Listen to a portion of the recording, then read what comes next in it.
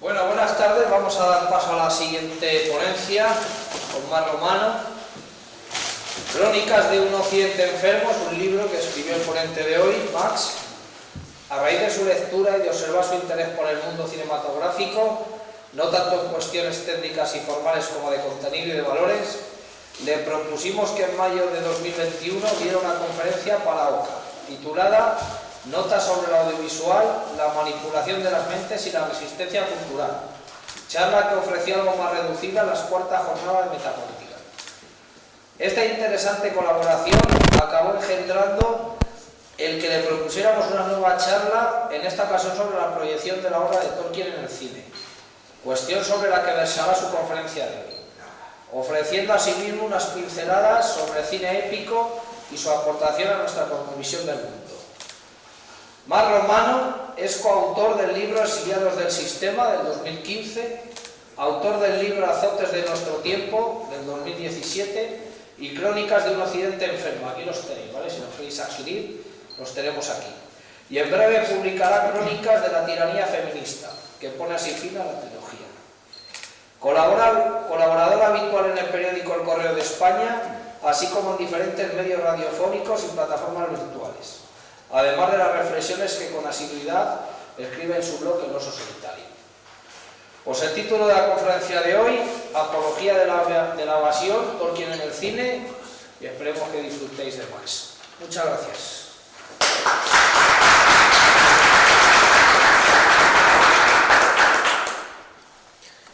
Hola, buenas tardes a todos y muchas gracias por haber venido, y también gracias a los amigos de la Asociación OCA por invitarme. Es un placer siempre participar en vuestras actividades. Mi pequeña charla, que no será demasiado larga, se llama Apología de la evasión. Ahora, hoy en día estamos en una sociedad llena de evasión compulsiva, por así decir, llena de gente que se evade con drogas electrónicas, drogas químicas, con entretenimiento, con la industria del entretenimiento, que es una expresión que a mí me parece horrible, casi tan horrible como industria cultural. Entonces, ¿qué necesidad hay de evasión? Ahora, hay necesidad porque me remito a las palabras de Tolkien. Tolkien, frente a los críticos de su literatura y en general de la literatura fantástica, decía que quien se opone a la evasión en realidad es el carcelero. La cita exacta es que no hay que culpar a nadie por querer evadirse de una prisión. Es un comentario que hace, que yo sepa, en un pequeño ensayo suyo sobre los cuentos de hadas. No sé si lo ha hecho en otros lugares también. Y Tolkien distinguía la evasión del prisionero de la evasión del desertor. La evasión del prisionero está justificada, porque se está escapando de una prisión, de un sitio donde no quiere estar, donde siente que su vida está limitada, constreñida. En cambio, la evasión del desertor es la del que escapa de una trinchera, de una obligación o de un deber. Y evidentemente Tolkien lo que reivindicaba era la evasión del prisionero. Ahora, este tipo de evasión requiere una cierta imaginación, una cierta apertura mental. Evadirse significa salir de lo cotidiano, salir de lo material, de la costumbre, del hábito. Precisamente ese salir del hábito es lo que nos permite mantener la trinchera más importante, que es la trinchera de la resistencia interior. Frente a una realidad que es mediocre, envilecedora, que es, por lo menos como yo la veo, una continua apología del rebajamiento humano, el deber humano es mantener unas posiciones interiores, mantener una trinchera. Y para hacer eso necesitamos imaginación. Por contra, los que nunca se evaden, los que siempre permanecen anclados a lo prosaico, a lo material, los que rechazan la evasión, son precisamente los que evaden esta trinchera, este deber superior que es resistir. Por eso a mí me gusta decir que, en cierto sentido, los peores evasores son los que nunca se evaden, porque son los que evaden el deber superior. Ahora, vamos a hablar de cómo entendía Tolkien esta evasión y qué posibilidades o qué sugestiones nos proporciona Tolkien. Y para eso vamos a hablar también de cine, porque se supone que tengo que hablar de Tolkien en el cine. Como sabemos, hay una trilogía de El Señor de los Anillos, de Peter Jackson. Hay una segunda trilogía, a mi entender muy inferior, que está dedicada al Hobbit. Para mí, inútilmente larga. Habría debido limitarse a hacer una sola película, y si de verdad quería hacer tres, pues coger material de Silmarillion o de los cuentos de Tolkien. Para mí la segunda trilogía es simplemente darle vueltas a esa manivela de hacer dinero. En cambio, la primera trilogía para mí está bastante lograda. Y está bastante lograda precisamente porque se mantiene fiel al libro. No porque sea un gran director. Quizá algún otro director, como voy a poner dos ejemplos, como Kubrick o John Boorman, habrían podido hacerlo también, porque las películas de estos dos directores, al menos las mejores, tienen magia. Pero precisamente sea Kubrick que Boorman dejaron por imposible El Señor de los Anillos. John Boorman, conocéis a este director, supongo, de películas, en mi opinión, las mejores han sido Zardoz y Excalibur. Especialmente Excalibur, para mí ha entendido perfectamente el simbolismo del Grial y de la búsqueda del Grial. Y John Boorman llegó a escribir un guión para El Señor de los Anillos, pero al final dijo que se lo sentía como algo superior a sus fuerzas. No consiguió llevarlo a la pantalla. En cambio, Peter Jackson lo ha conseguido, y esto sin duda es un mérito de su película. Quizá conozcáis también la película de dibujos animados, de 1978, que no estaba mal. A mí me parece una película bastante digna y bastante lograda, pero por desgracia se quedó manca porque cubría solamente la mitad del libro. Fue una auténtica pena. Así que, si queremos ver la historia completa, pues tenemos que ver la película de Peter Jackson. Digo que es una película que salió bien, precisamente no solamente por los medios técnicos y porque es un director con oficio. No genial, pero con oficio. Salió bien porque se mantuvo fiel al libro. No completamente, hay algunos pequeños cambios. Uno de estos cambios es, por ejemplo, la supresión del episodio de Tom Bombadil. Cuando Frodo sale de la comarca y va en el bosque viejo, primero conoce un árbol hostil que lo atrapa, lo rescata Tom Bombadil, luego que es prisionero de un túmulo. Ese pequeño episodio pues no ha sido incluido en la película. Supongo que el director pensaba que era periférico, puede ser, pero con 12 horas de película yo lo habría incluido por lo menos, porque tiempo tenía. Otro pequeño cambio, que es quizá insignificante, pero a mí me parece una concesión a la corrección política, que cuando Frodo es herido por el jinete negro, cuando está escapando hacia Rivendell, en el libro lo salva el elfo Glorfindel. En cambio, en la película es una mujer elfa la que lo salva, Arwen, la princesa Arwen. Supongo que alguien le dijo al director que había pocos personajes femeninos en la obra de Tolkien, que en verdad hay pocos. Desde ese punto de vista Tolkien es bastante incorregible, desde el punto de vista de la corrección política. Aunque es verdad que hay 3 personajes femeninos muy importantes, la misma Arwen, Galadriel, la dama de Lórien, y también Éowyn, la sobrina del rey de Rohan, que incluso lleva a cabo una hazaña que no puede hacer un hombre, que es acabar con el rey de los espectros del anillo, ayudada por Merry o por Pippin, no me acuerdo cuál de los dos. Pero bueno, aún así alguien debió pensar que Tolkien pues no había bastantes personajes femeninos, cosa que hoy es casi obligada en cualquier producción. Si tenéis la desgracia de ver muchas películas actuales, pues veréis que las heroínas mamporreras están por todas partes. Estoy seguro de que es una imposición, una especie de nuevo código para hacer películas. Ahora, pero estos dos cambios no me parecen demasiado importantes. El cambio que no me gustó mucho fue la supresión del último episodio, el saneamiento de la comarca.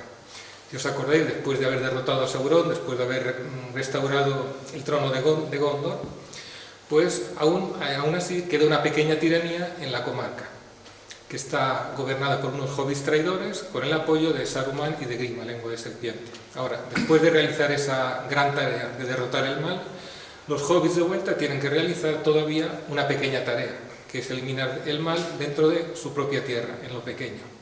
Y esto, a mi entender, habrían debido incluirlo porque era importante para Tolkien. No solamente eran importantes los hobbits, sabemos que la vida de la comarca, los hobbits, Tolkien los amaba, como amaba la vida rural. De hecho, se inspiró en la vida rural de Gales, probablemente, para imaginar su vida en la comarca.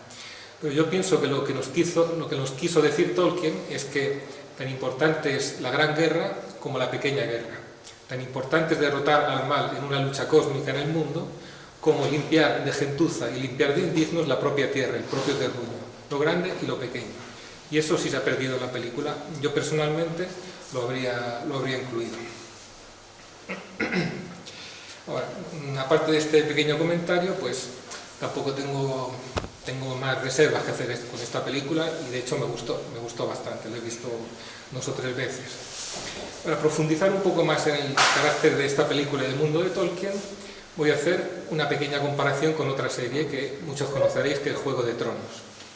Ahora, a veces se ha hecho la crítica a Tolkien que su historia es demasiado simple, su mundo es demasiado lineal, demasiado neta la cesura entre el bien y el mal.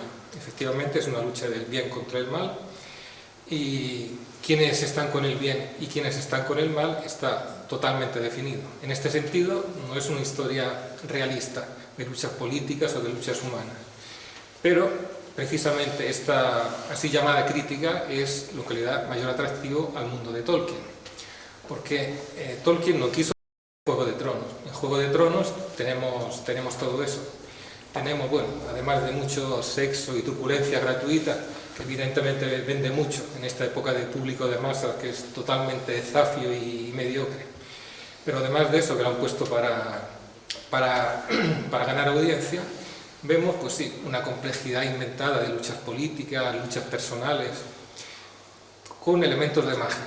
Ponen dragones, ponen un ejército de muertos vivientes congelados, ponen magia.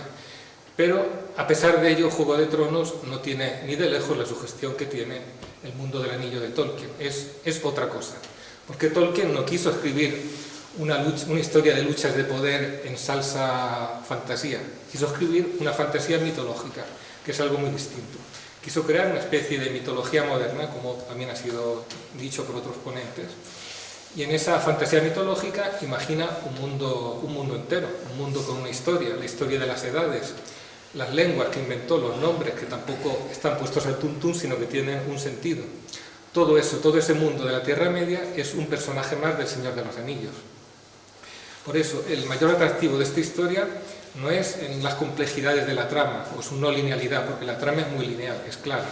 Precisamente el atractivo de Tolkien es esa profundidad de mundo mitológico que tiene. Es esa historia de la Tierra Media que es como si fuera un personaje, y un personaje de los más importantes, porque está continuamente presente en la acción.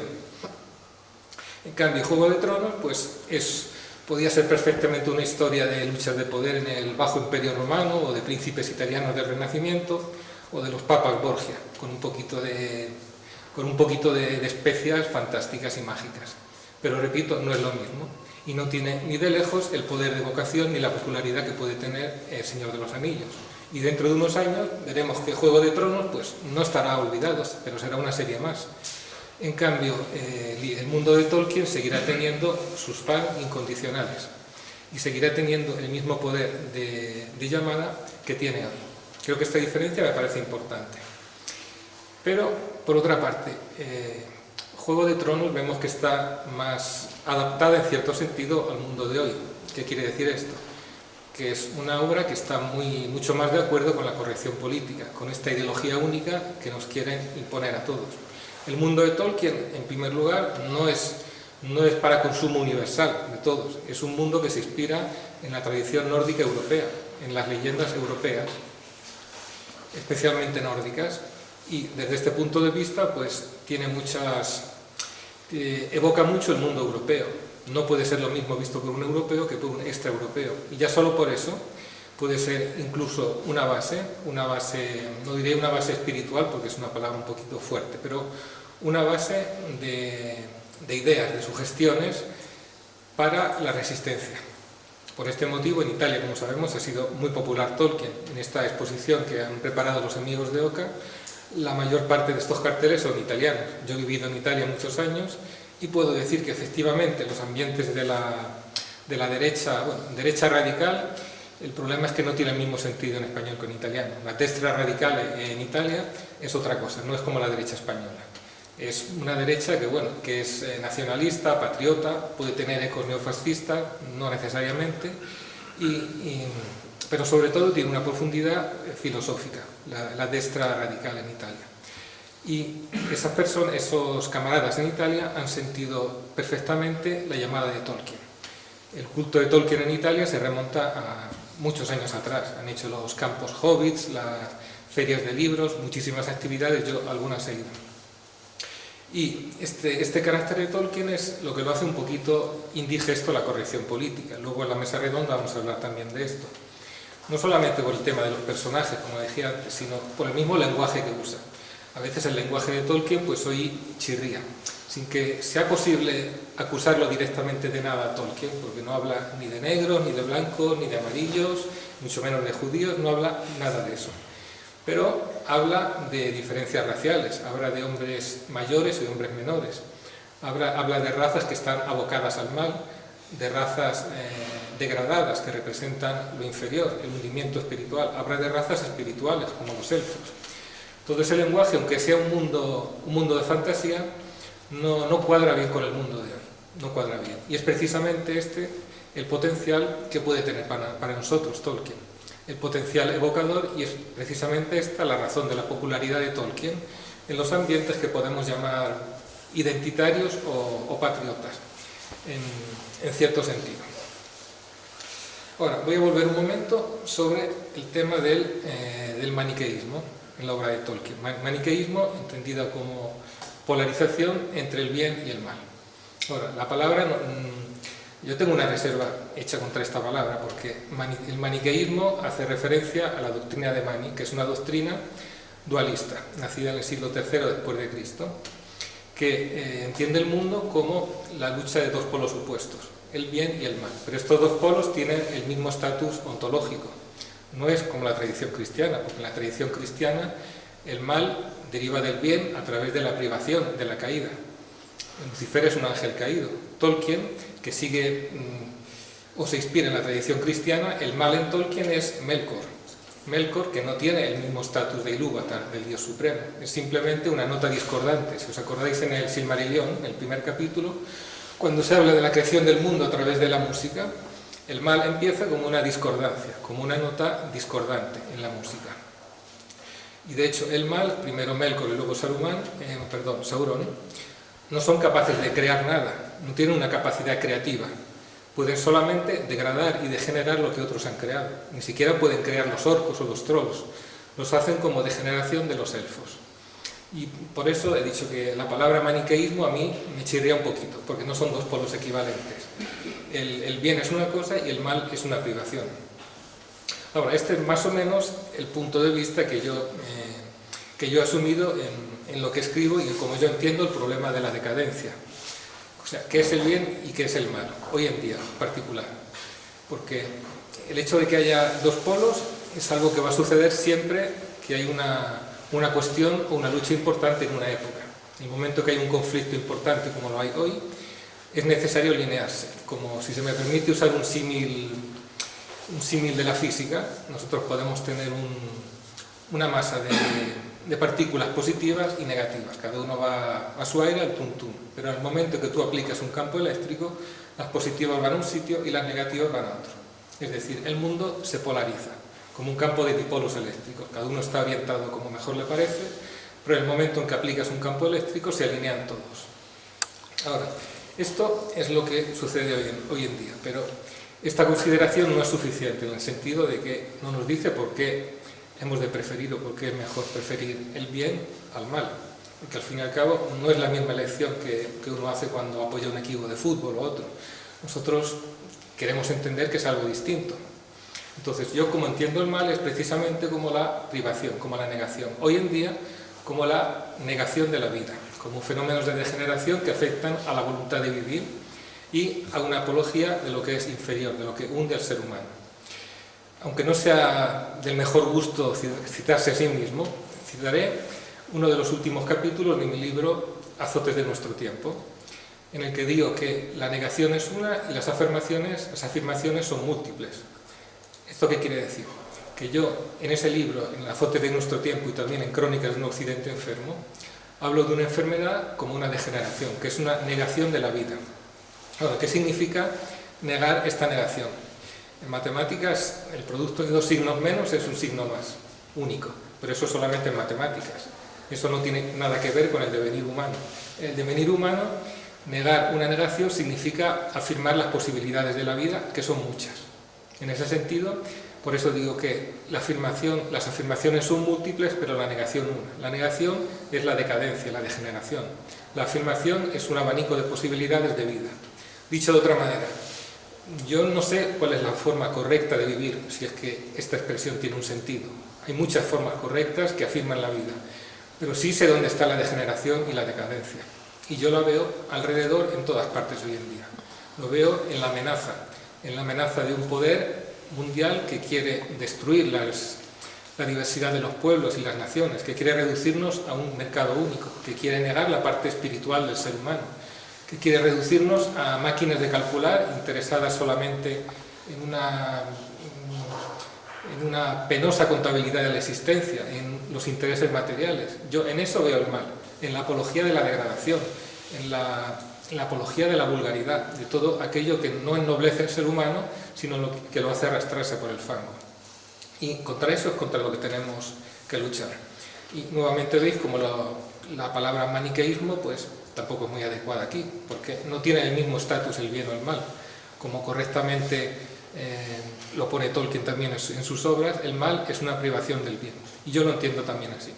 El mal es la decadencia, la degeneración. Y por eso la presunta crítica contra Tolkien por inventar una historia muy polarizada entre el bien y el mal, para mí no es tal crítica, sino es precisamente uno de sus mayores atractivos y lo que contiene mayor potencial de movilización para nosotros. Eso vamos, que es el potencial de movilización. La capacidad de algo de tocar un resorte dentro de nosotros, de hacer vibrar unas cuerdas. Y esta capacidad la tiene la mejor literatura fantástica, incluso la ciencia ficción, cuando es de verdad de calidad. Y por eso todos los sistemas políticos o las ideologías que quieren encerrar al hombre en una jaula, en un nicho limitado, son hostiles a la fantasía y también a la ciencia ficción. Mencionaré, por ejemplo, el caso de la ciencia ficción soviética, que no es muy conocida, con razón, porque la ciencia ficción soviética estaba oprimida por un axioma implícito, que el socialismo real era el mejor de los mundos posibles. Entonces, literatura de evasión, ¿para qué? ¿De qué te vas a evadir si vives en el mejor mundo posible? Es incluso sospechoso la literatura de evasión. Podemos imaginarnos las críticas, que es una evasión burguesa, que es contrarrevolucionaria, etcétera, etcétera. Y efectivamente, si vais a ver la ciencia ficción soviética, como yo fui a verla hace muchos años, pues no es que vuele con las alas de la fantasía, es que está arrastrándose por el suelo como si tuviera una camisa de plomo. Solamente conozco un autor que ha hecho obras de valor, que es Stanislav Lem, que era polaco. Era polaco, pero escribió en la época soviética. Gracias a su gran talento, pudo escribir obras realmente valiosas de ciencia ficción, pero que yo sepa es un caso único, o uno de los pocos. En general, la ciencia ficción soviética está oprimida por esa camisa de fuerza. Como también está oprimida la fantasía hoy en día en el mundo de la corrección política. Porque obras de fantasía de verdad rompedoras, de verdad sugestivas, que consigan estimular nuestra mente, no hay muchas. Lo que vemos es pues, el enésimo catequismo políticamente correcto, igualitario, con un poquito de tecnología, con viajes en el espacio, etc. O con fantasía. Pero no vemos una obra con el potencial de simbolismo, con la evocación de arquetipos que tiene la verdadera fantasía, como Tolkien o también como los precursores de Tolkien. Si los conocéis, en el periodo inmediatamente anterior estaba Lord Dunsany, estaba George MacDonald, entre el final de 1800 y el principio de 1900, que escribieron pues, obras muy valiosas. Pues el potencial que tiene esa literatura no lo tiene prácticamente ninguna literatura hoy en día, menos aún lo que pasa por literatura fantástica. Y voy a intentar explicar un poco lo que a mí me sugiere, o algunas de las cosas que a mí me sugiere la obra de Tolkien. Naturalmente son observaciones muy personales porque Tolkien, como todo gran escritor, como todo gran artista, ha hecho antes que nada una obra entretenida, una obra que te da el placer de la lectura. No ha hecho una obra para catequizar a nadie, ni para transmitir un mensaje o una moraleja. Eso viene después, eso viene con lo que cada uno entiende o con lo que cada uno puede aprender de la obra de Tolkien. Y yo, la primera cosa que veo leyendo El Señor de los Anillos es la idea de desafío, de una lucha, de un combate en la época. Una amenaza global que se cierne sobre todo el mundo, sobre la Tierra Media, la amenaza de este mal. Una amenaza ante la cual no cabe ser neutral. En el mundo del Señor de los Anillos todos al final tienen que tomar parte. Hay algunas razas que prácticamente tienen escrito en los genes con quién van a estar. Los elfos, los orcos, no hay ninguna duda sobre en qué lado van a estar. Los hombres son más corruptibles, algunos hombres se inclinan por el bien, otros por el mal, pero al final todos acaban tomando partido. Incluso los pastores de árboles, los Ents, que están muy tranquilos en su bosque y les importa un comino lo que sucede en el resto del mundo. Pero al final están obligados a entrar en la guerra. ¿Por qué? Porque Saruman, con su especie de imperio tecnológico, porque es eso el imperio tecnológico de Saruman, un imperio que destruye la naturaleza por afán de poder y que anticipa también el tema de la ingeniería genética, como sabemos, los Uruk-hai, que son la mezcla de orcos y de hombres. Entonces, frente a ese poder, incluso los pastores de árboles que han vivido durante eras aislados se ven obligados a tomar partido. Y eso es un tema muy importante en la obra de Tolkien y también en la actualidad. En la actualidad también estamos frente a un desafío, la idea de un desafío que es global, un desafío a la identidad de todos los pueblos del mundo, sí, pero sobre todo a nuestra identidad como europeos, a nuestra forma de ser, que quiere ser destruida por ese poder oscuro que está sobre nosotros. Y eso nos impone un combate. Más cosas interesantes que yo encuentro en Tolkien. Bueno, los hobbits seguramente. Los hobbits me parecen súper interesantes porque son personajes aparentemente insignificantes, pequeños, incluso grotescos. Pero al final son ellos los que muestran una fuerza insospechada. Son ellos los únicos que consiguen realmente portar el anillo sin corromperse. Y nos está diciendo Tolkien que a veces el heroísmo no tiene por qué venir de un Superman, de un hombre, de un superhéroe, sino de un personaje que aparentemente es insignificante, pero que tiene una fuerza escondida. La misma forma de destruir el anillo y derrotar a Sauron nos está diciendo que la victoria sobre el mal no solamente se consigue con grandes batallas, con grandes choques de guerreros, sino a través de un evento pequeño, insignificante, la destrucción del anillo. Es decir, que un evento muy pequeño puede tener un gran efecto. Es como una anticipación de la teoría del caos, si queremos. Sabemos que en el paradigma del caos, físicamente, es un paradigma indeterminista, en el sentido que una diferencia muy pequeña, con el tiempo, puede llevar a un resultado muy distinto, en un sentido o en otro. El mismo anillo me parece un símbolo muy potente, porque el anillo es una herramienta de poder que crea Sauron, pero también es una herramienta de debilidad de Sauron, porque al mismo tiempo que pone gran parte de su poder en el anillo, se crea su talón de Aquiles, hasta el punto que es el responsable de su derrota. Todos estos símbolos me parecen muy sugestivos y sobre todo aplicables al día de hoy, tanto en la idea del desafío como en la idea del heroísmo y de la fuerza que está donde uno menos lo espera, y sobre todo en la idea que el mal tiene una vulnerabilidad. Podemos preguntarnos, frente a este sistema, frente a este leviatán que aparentemente es irresistible, que es un auténtico tsunami de degeneración, ¿dónde está su debilidad? Vale, ha forjado el anillo del poder. Ay, perdón, antes de seguir, el ojo de Mordor, que ya se me olvidaba. El ojo de Mordor que todo lo ve, yo lo veo hoy en día el ojo de Mordor en esta sociedad tecnológica hiperconectada que nos controla a todos y que es consciente de lo que todos hacemos, que es una auténtica esclavitud. Y también veo los espectros del anillo, porque los espectros del anillo, ¿qué eran? Eran reyes de los hombres que han recibido un regalo envenenado, el regalo de esos anillos del poder. Ellos se creían muy listos, porque pensaban que iban a ser potentes y fuertes con estos anillos del poder, mientras en realidad lo que consiguieron ser esclavos, ser esclavizados por Sauron. Y yo hoy también veo los espectros del anillo. Son todos esos fanáticos de la tecnología que están convencidos que vivir en un mundo tecnificado, que está siempre conectados, les va a aportar algo en su vida. En realidad lo que están haciendo es permitir que les controlen, crear una dependencia en su vida. Ellos se creen muy listos, por ejemplo, por no tener que levantarse para encender la luz, con dar una orden y encender la luz, o comprar, en vez de levantarse y teclear en el ordenador, sí, Alexa o quien sea, cómprame esto, ¿vale? Por esa auténtica estupidez totalmente ridícula se ha metido un espía electrónico en su casa que graba lo que están haciendo y ellos no saben dónde va a terminar esa información. Es un ejemplo muy banal, pero me parece bastante válido, indicador de los espectros del anillo que existen hoy en día.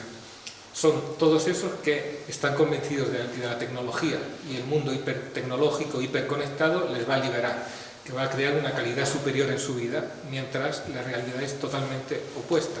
Les va a convertir en esclavos, como los espectros del anillo se convirtieron en esclavos de Sauron.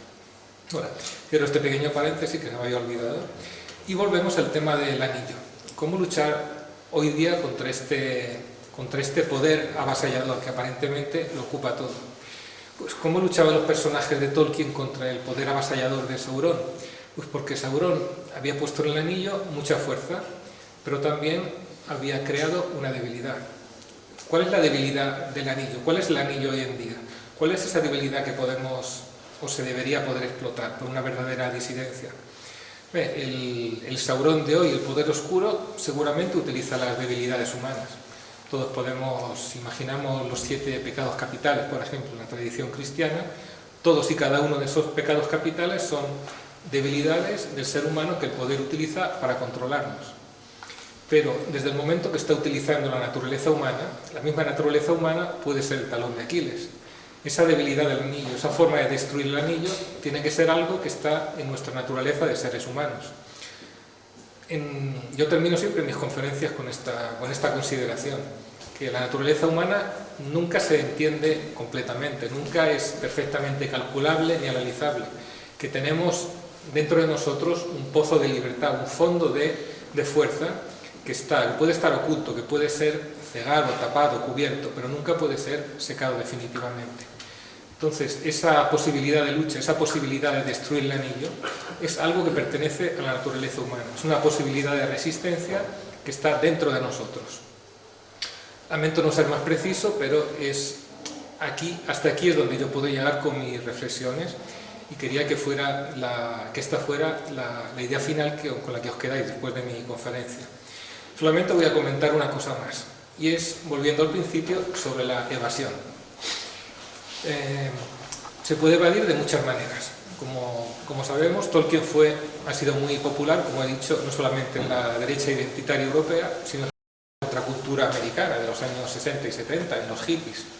Pero es una forma de evasión distinta, porque los hippies tenían una cosa buena, que sentían que el mundo en que vivían era mediocre, era limitante, que les sofocaban en ese mundo, ellos se evadían. Era una evasión auténtica, no era una evasión de trinchera, sino la evasión de una prisión. Pero eran rebeldes sin causa, por lo tanto se estaban evadiendo de algo, pero no evadiendo para algo. En cambio, los que de alguna manera nos referimos a la tradición europea o a valores ideales europeos, somos rebeldes con causa. Y esta distinción hace eco de una distinción que hacía Nietzsche, si recordáis, en Zaratustra, donde Zaratustra dice que no le importa de qué cosa uno está escapando o de qué cosa nos liberamos, le importa para qué cosa nos liberamos. Es distinto libertad de y libertad para. Pues yo voy a hacer la misma distinción sobre la evasión. Evasión de algo está muy bien, pero evadirse para es todavía mejor.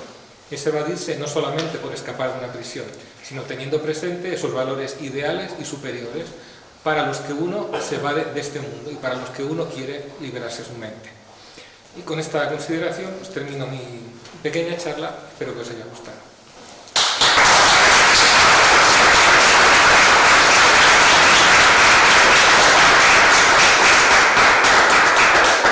Lo siento, son siempre muy cortitas mis charlas. Bueno, pues si tenéis alguna cuestión. Cristian, todo tuyo. Yo tendría dos preguntas. La primera es, ¿qué opinión te merece la adaptación cinematográfica del Hobbit en concreto, como precuela de El Señor de los Anillos? Si piensas que ha habido algún tipo de cambio en la escenificación por parte de Peter Jackson. Y en segundo lugar, ¿qué podemos esperar, qué piensas que podemos esperar de la serie que se está ya realizando, no está ya terminada, pero que se estrenará el año que viene en relación a la segunda edad del universo de Tolkien? Bueno, lo que me has preguntado es cómo caer de la sartén en las brasas prácticamente. Ahora, en lo que pienso del Hobbit, un poco lo he dicho antes. El Hobbit no me gusta la adaptación de Peter Jackson. Además de lo que había en el libro, ha hecho un popurrí de elementos que ha cogido del Silmarillion, de los apéndices del Señor de los Anillos, para mí totalmente subverso. Hubiera hecho mucho mejor en limitarse a una sola película y luego en los cuentos de Tolkien, en el Silmarillion tenía material más que suficiente para hacer varias películas. Es una película entretenida, sí, entretenida, está bien hecha, pero no me gusta. No me ha gustado absolutamente nada, me parece totalmente inútil y una manera de hacer caja únicamente. Para mí ha destrozado el Hobbit. Siento ser tan drástico, pero yo es que lo veo así. En cuanto a la serie de Amazon, pues mira, yo me espero lo peor.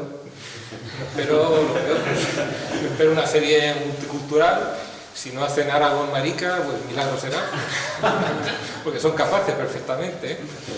Son capaces de hacer Aragorn, decir que Aragorn se siente mujer y Arwen que se siente hombre, por ejemplo. Porque puestos a destrozar a Tolkien ya lo pueden destrozar de todas las maneras posibles. Quería darle el tema estamos adaptándonos, estamos ayudándonos a ver cómo el relato tradicional, o sea, ciertos ambientes cinematográficos, sobre todo el tema de las series, estas plataformas, no se conforman con inventarse historias o nuevos relatos, sino que lo que están buscando es deconstruir el relato tradicional y mostrárnoslo al gran público de una manera totalmente desfigurada, manipulada. ¿Piensas que la crítica del cine, o sea, qué piensa de esto? O sea, ¿son conscientes? Los críticos del cine independiente, me refiero, ¿son conscientes? ¿Se callan? Porque esto es una cosa que tú preguntas y dices, o lo comentas y dices, pues sí, es cierto, no, esto no puede ser verdad. Está totalmente manipulado. A ver, los críticos de cine independientes, si es que existe alguno, no les lee nadie. Los críticos de cine son todos dependientes de quien les paga el sueldo. Y son todos parte del sistema. El mismo sistema que quiere destrozar nuestra cultura tradicional, que quiere interrumpir la tradición, porque es eso. Por eso están haciendo esta operación de falsificación y de destrucción de nuestra tradición, porque quieren impedir que ese mensaje se transmita a las nuevas generaciones, quieren interrumpir esa cadena de transmisión cultural. Empezaron metiéndose con los cuentos de niños, lo están haciendo con Shakespeare, con los clásicos de la literatura, y antes o después le tocará a Tolkien también. Es una operación deliberada, para que nosotros no conozcamos nuestro pasado, para que no nos podamos inspirar precisamente, como decía antes, porque todo ese potencial de evocación, de liberación mental, todo eso se pierde. La manera en el momento en que destrozan una obra clásica para hacerle una obra políticamente correcta, cualquier valor de tipo superior que pueda contener desaparece, pero porque es una cosa deliberada, la hacen a propósito, y los críticos son parte del mismo sistema. Si existe un crítico independiente, es que seguramente tiene otro trabajo, o tiene una familia rica, o alguna motivación de ese estilo. Por ejemplo, yo en el segundo libro, en Crónicas de un Occidente enfermo, he comentado bastantes películas, como el amigo ha dicho antes, algunas en positivo, otras en negativo. He comentado tanto películas que tienen valores positivos, como películas totalmente nefastas y odiosas, como para mí son La Ola, El laberinto del fauno. Pero es importante hacer tanto una cosa como otra. Ahora, yo no sé si soy un crítico de cine, yo no me considero un crítico, porque no me dedico a eso, pero digamos que he hecho mis pinitos en crítica de cine. Y desde luego os aseguro que no me gano la vida vendiendo libros ni haciendo crítica de cine. Los que se ganan la vida haciendo crítica de cine es porque les pagan para decir que las producciones de ahora son buenas. Sí. Has hablado del personaje de los Ents. Tenemos los dos frentes, el mal y el bien, Sauron y los elfos y demás que se enfrentan, que tienen esa nobleza de lucha entre el bien y el mal, porque entre ellos hay una cierta nobleza. Y luego los Ents son los indiferentes, los tibios, los que les cuesta tomar una decisión, pero cuando la toman, arrasan. Pero a diferencia de los dos enfrentados, arrasan únicamente para demostrar que han tomado una posición. Y entonces quitan esa parte noble y arrasan todo sin importar lo que destrozan. No construyen nada ni les importa, que han tomado una decisión de ponerse de un bando. Esa parte que en todas las sociedades existe, precisamente Tolkien lo refleja en ese Ents, un árbol inmóvil que hasta que se pone en movimiento les cuesta y cuando lo hace destroza. Efectivamente, los Ents viven cerrados en sí mismos, en su mundo, y tienen una fuerza enorme que nadie sospecha. Toman posición, pero no es una posición arbitraria. Toman posición contra quien está destruyendo su mundo. No podrían haber tomado posición a favor de Sauron o a favor del mal. ¿Por qué? Porque la parte del bien no va a destruir su mundo, porque lo respeta. Por ese motivo están obligados a tomar posición contra quien corta los árboles y quien destruye su bosque. Es verdad que son indiferentes, pero una vez que les han atacado, su elección es prácticamente obligada. Y este comentario me parece importante, porque los Sens son una reserva de fuerza que nadie sospecha, que nadie sabe que esté ahí. Pero Saruman incautamente va a perjudicar su mundo y entonces atrae sobre sí la ruina. Y esto es una de las cosas que puede pasar perfectamente. Esto es otra pregunta que haría: ¿dónde están los Sens? ¿Cuál es el paso falso que puede hacer el poder oscuro? ¿Y cuál será ese paso falso para despertar una fuerza que no conoce? Es algo que está en la naturaleza humana. Sí. A ver, Max, has hablado de evasión, has hablado de escapismo en la parte final de tu presentación, y has hablado de las dificultades, ¿no?, del para y del de, ¿no?, que los planteamientos, esa dualidad que se nos puede presentar en el panorama actual que tenemos, contemplamos y que desgraciadamente vivimos. Yo te planteo que, aparte de ese escapismo, esa evasión de para, añádele el cómo, una triple vertiente.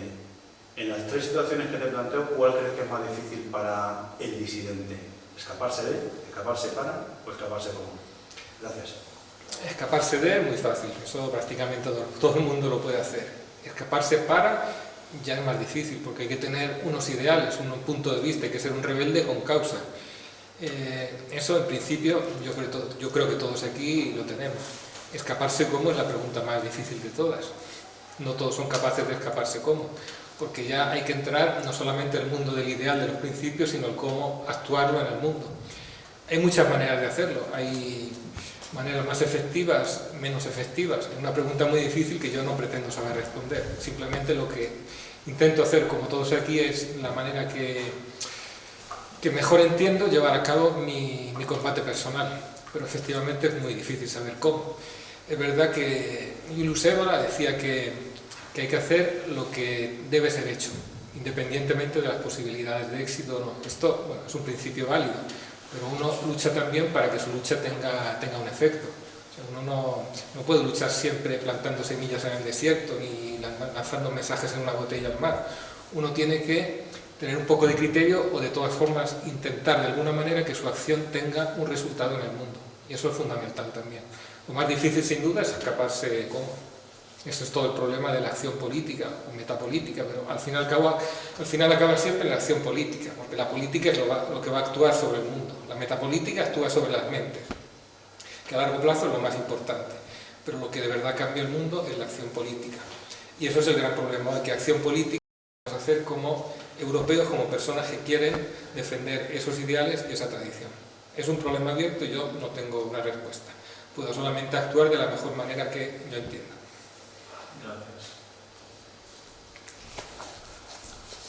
Hola, vamos a ver, tú has comparado El Señor de los Anillos con Juego de Tronos, pero a mí me llama la atención con Conan el Bárbaro, porque las novelas son más o menos de la misma época, es la edad medieval, la edad hiperbórea, que es muy parecido. ¿Qué te parece a ti el tema con referencia a Conan el Bárbaro? A mí es una película que me gusta, Conan el Bárbaro. No, pero más que la película, las novelas, porque claro, Conan empieza que es un esclavo que se escapa y termina siendo rey, porque sí, la cronología de novelas es larguita. Sí, bueno, sí, las conozco, las novelas de Conan el Bárbaro. Considero que tienen valores también esas novelas. No he comparado con Conan el Bárbaro porque quería hacer una comparación negativa con Juego de Tronos, no una comparación con otro mundo que me parece también positivo. De hecho, Conan el Bárbaro pues sufre o experimenta una serie de pruebas que podemos llamar casi iniciáticas. Empieza siendo un esclavo, poco a poco va adquiriendo fuerza, llega a la confrontación con la mujer, con la bruja, a la que consigue vencer. Todo eso supera poco a poco su animalidad. Todo eso es un proceso de desarrollo personal. O sea, Conan el Bárbaro es una película y una serie de novelas que es menos banal de lo que uno podría pensar a primera vista. Y yo creo que también es un mundo, una ficción bastante válida. No lo pondría a la misma altura que Tolkien, pero me parece que es bastante válida también. ¿Pero tú sabes si Howard y Tolkien se conocieron? No tengo ni idea, si se conocieron o no. Claro, porque son de la misma época y es una temática, bueno, no igual, pero muy parecida. La descripción de la Tierra Media, la hiperbórea de Conan, y los pueblos que va conociendo y las razas que va conociendo y tal, no es lo mismo, porque en el Hobbit son un montón de personajes y en Conan casi siempre son uno o dos, pero la descripción de los sitios que va pasando Conan es primo hermano de... Es parecida, sí, efectivamente. Es verdad que Tolkien, yo creo que no empezó imaginando su historia, empezó imaginándose la Tierra Media. Incluso yo creo que empezó imaginándose las lenguas, creando las lenguas. Y a partir de ahí fue construyendo su mundo. O sea, para Tolkien no fue solamente una historia de aventuras o de luchas. Para Tolkien fue un mundo. Él estaba construyendo un mundo y casi como precipitado de ese mundo le salió la historia del Señor de los Anillos. De hecho, yo sospecho incluso que empezó por las lenguas. De hecho, como sabemos que Tolkien era lingüista, sentía el placer de la lengua, la música de la lengua. Y eso se ve muy bien en un pequeño ensayo que escribió que se llama El vicio secreto, me parece, donde califica de vicio secreto, que no era tan secreto, su afición a escribir lenguas. Tanto es así que, de hecho, por ejemplo, las poesías del Señor de los Anillos, yo sospecho que la lengua original ni siquiera es el inglés, sino son las lenguas élficas de Tolkien. Precisamente en ese ensayo sobre el vicio secreto da 2 o 3 ejemplos de poesía. Y leyendo las poesías en lengua élfica, yo he conseguido sentir la música de esas poesías, cosa que a mí me resulta muy difícil, porque yo tengo el oído muy duro para la poesía. Para la música no, pero para la poesía sí. Pero aún así conseguí sentir la poesía de esa composición en lengua élfica. Algo que naturalmente un poquito se pierde en inglés y aún más en español. Lo que quiero decir es que Tolkien empezó de ahí, por eso le da más... su mundo yo creo que tiene más profundidad que el mundo de Conan el Bárbaro, aunque las aventuras sean muy parecidas. Ahora no sé decirte quién se inspiró en quién, no sabría decirte. A mí también me gusta Conan el Bárbaro. La primera, claro, la película que han hecho ahora tiene que ser una bazofia, yo me he negado a verla. Ya viendo el cartel me negué a verla. No, pero bueno, es que las películas nada que ver. No sé si alguno de vosotros la habrá visto. ¿Y qué? ¿Es infumable o es decente? Entretenido, una cosa con efectos especiales, muy actual, pero bueno, nada que ver con... No es como la... con ese tiempo guardián, digamos. Claro, ni con la película de John Mills. No, por supuesto no. Y la segunda, Conan el Destructor. Bueno, han hecho 3, ¿no? Sí, pero la tercera, la de TV no tiene nada que ver. Eso, es intomable. También las de Conan han ido para abajo las 3 películas. Ya, pero bueno, mejor era la primera. bajo presupuesto, rodadas en España, de Jorge Sanz, la Nadiuska. Dime.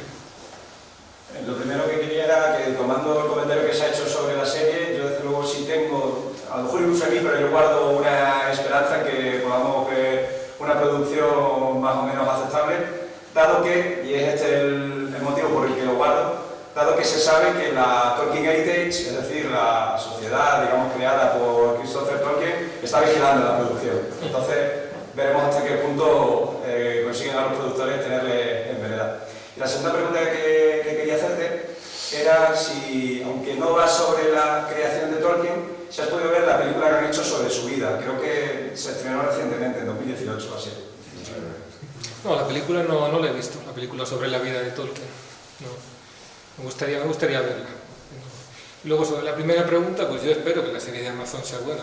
Nada me gustaría más que ver una serie decente sobre Tolkien. Si efectivamente Christopher Tolkien, la fundación, está supervisando, es posible que no le deje mano libre para hacer barrabasadas. Yo lo espero, la verdad es que me gustaría. ¿Qué tal está la película sobre la vida de Tolkien, por cierto? Un coñazo y lenta. Claro, yo a la mitad la quité. Sí. Dime. ¿Qué crees que intentó representar Tolkien con la figura de Tom Bombadil? La figura de Tom Bombadil. Pues, creo que he querido ahí esa... una especie de iniciado solitario, todavía más misántropo que los Ents. Los Ents al final se hablan un poquito entre ellos, aunque hablen lentamente, aunque tarden 3 horas en decir buenos días, pero por lo menos son seres que viven en sociedad. Tom Bombadil es un ser completamente solitario que está en su bosque y que, bueno, que tiene nobleza, que ayuda a Frodo cuando tiene que ayudarlo, pero que esencialmente ignora todo lo que pasa fuera de su bosque. De hecho, ni siquiera participa en la Guerra del Anillo porque no llega hasta él. Yo creo que eso es lo que, por lo menos es lo que me dice a mí el personaje Tom Bombadil, un personaje que tiene mucha memoria también, porque tiene la memoria de edades pasadas, sabe cosas que otros no saben, es incluso capaz de vencer al tumulario, de sacar a Frodo de esa trampa donde se ha metido en el túmulo. Yo lo veo también como una conexión con el pasado remoto de la Tierra Media, pero una conexión en cierto sentido inerte, que ayuda a un amigo, pero que no se quiere involucrar en la guerra. Gracias. ¿Alguna cuestión más? Pues nada, damos por concluida. Muchas gracias, Max. Vamos a hacer un pequeño receso y a las 7:30 empezamos con la mesa redonda, ¿vale? Muy bien. Muchas gracias.